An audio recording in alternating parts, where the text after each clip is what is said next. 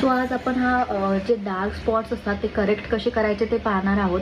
माझ्याकडे 2 पॅलेट आहे, एक इनसाईडचा आहे आणि एक मार्सचा आहे.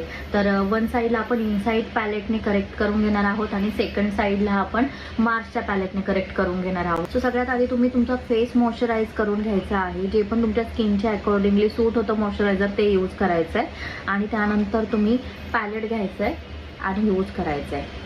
तो इनसाईडचं पॅलेट आहे. मला ही साईड पहिल्यांदा करेक्ट करून घ्यायची आहे. ही माझी लेफ्ट साईड आहे. सो मी एक डार्क कलरचं कन्सिलर घेतलं आहे आणि ते इथे लावून घेतलं आहे.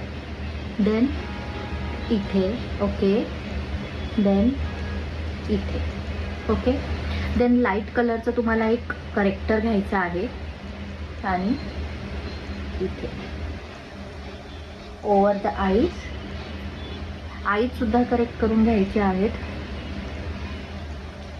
अँड इनसाइड द टोनर घ्यायचा आहे आणि तो स्प्रे करायचा आहे.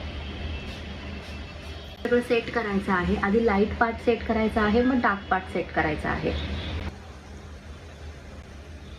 हे तुम्हाला 2-3 मिनिटासाठी सेट होऊन द्यायचं आहे.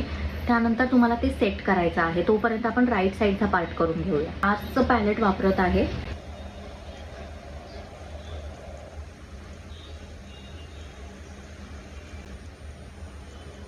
आता मी पूर्ण फाउंडेशनने कवर करून घेतलेलं आहे. फाउंडेशन लावताना तुम्हाला फक्त dab dab dab dab motion use करायचे आहे.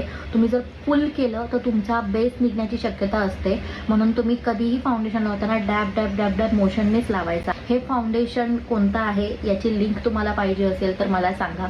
फक्त 300 और 400च्या रेंजमध्ये फाउंडेशन आहे. फुल कव्हरेज आहे, एकदम बेस्ट फाउंडेशन आहे. याच्या लिंकसाठी तुम्ही मला DM करा और मेसेज करा आणि फॉलो करायला विसरू नका. Bye bye.